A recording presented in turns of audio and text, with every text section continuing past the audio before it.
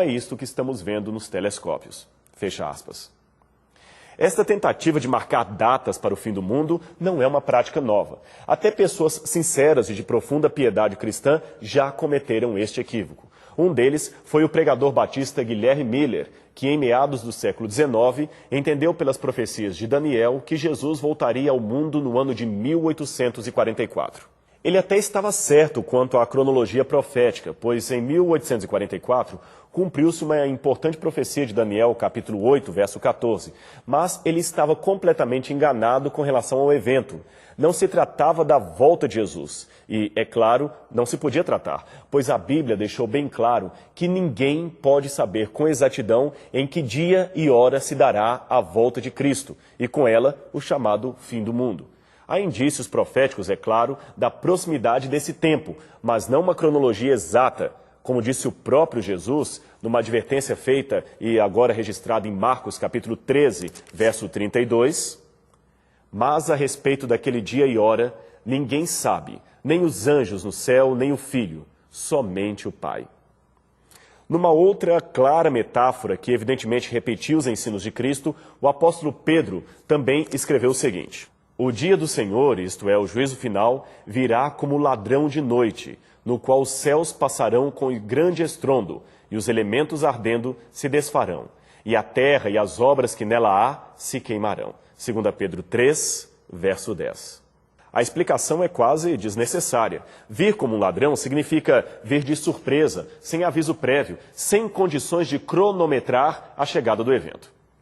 Os discípulos curiosos ainda insistiram com Jesus até o final do seu ministério terrestre para que lhes revelasse quando seria a sua vinda. Mas ele respondeu: a vós não vos compete saber os tempos ou as épocas que o Pai preservou à sua própria autoridade. Isto está em Atos, capítulo 1, verso 7. Depois do desapontamento sentido por Miller e seus seguidores, muitos desanimaram da fé. Outros continuaram marcando novas datas, como se não houvessem aprendido com a dura experiência. Mas um grupo em especial sentiu que, embora devessem continuar firmes na espera da volta de Jesus, jamais, repito, jamais, deveriam marcar novas datas para este evento ou incentivar, ainda que indiretamente, a definição de qualquer cronologia do fim. Esses estudantes da Bíblia se organizaram e formaram a denominação hoje conhecida como os Adventistas do Sétimo Dia. Aliás, o termo Adventistas significa justamente isto: aquele que espera o advento, isto é, a volta do Senhor. A escritora americana Ellen White, que participou ativamente deste grupo de pioneiros do Adventismo e presenciou o desapontamento de 1844, escreveu aos que agora faziam parte do novo movimento adventista as seguintes palavras: que os nossos irmãos e irmãs fiquem atentos a qualquer um que marque uma data para o Senhor cumprir a sua palavra a respeito de sua vinda ou acerca de qualquer outra promessa de especial importância por ele feita. Falsos mestres podem parecer muito fiéis ao trabalho de Deus e podem gastar tudo o que têm para apresentar ao mundo e à igreja as suas teorias. Mas como misturam o erro com a verdade, sua mensagem é de engano. Devemos nos opor à sua mensagem não porque sejam homens maus, mas porque colocam sobre o erro um carimbo de veracidade. Seria interessante hoje aprender com aqueles que, por experiência própria, descobriram que não compensa fazer especulações cronológicas quanto ao fim do mundo. Mas é interessante que esses falsos prognósticos revelam no povo dois comportamentos antagônicos, ambos preditos pela Bíblia. Um é o de desespero e o outro o de acomodação. Falando do primeiro, o próprio Jesus afirmou que no futuro haveria homens que desmaiariam de terror pela expectativa das coisas que haveriam de sobrevir ao mundo. Isso está em Lucas, capítulo 21, verso 26. De fato, bastou a imprensa divulgar que o acelerador de partículas LHC, localizado na Suíça, poderia criar um buraco negro e com isso desintegrar o planeta. Vários jovens e adultos de várias localidades cometeram suicídio para não testemunhar o fim do mundo. Outros adquiriram síndrome do pânico e um grupo mais audacioso se limitou a ameaçar a vida dos cientistas envolvidos no processo. Pânico é a palavra que descreve este comportamento. Quanto ao segundo grupo, o da acomodação, que também poderíamos chamar de apáticos quanto ao fim do mundo, a Bíblia também declara que na véspera da volta de Jesus, muitos estariam levando a sua vida de maneira aparentemente tranquila.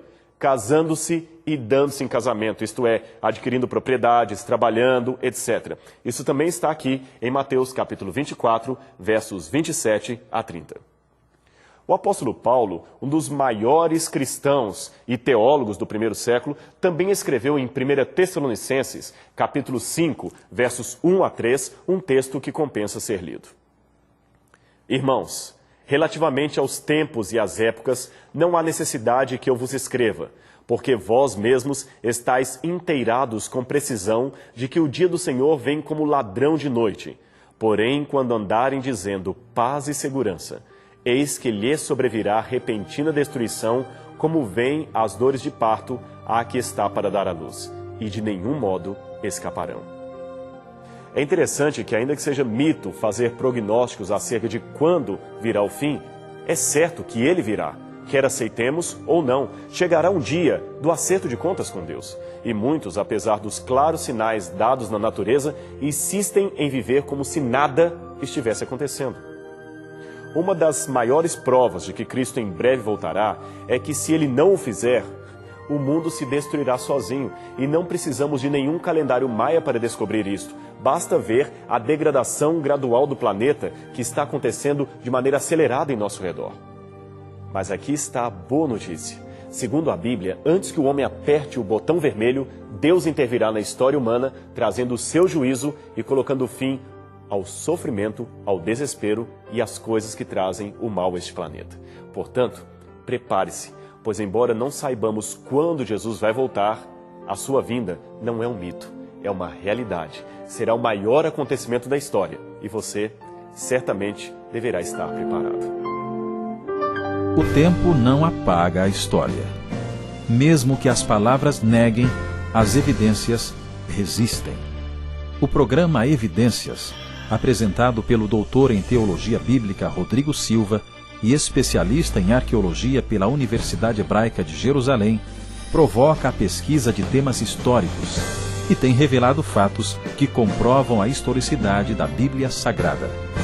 Para continuar estudando, peça a revista Princípios.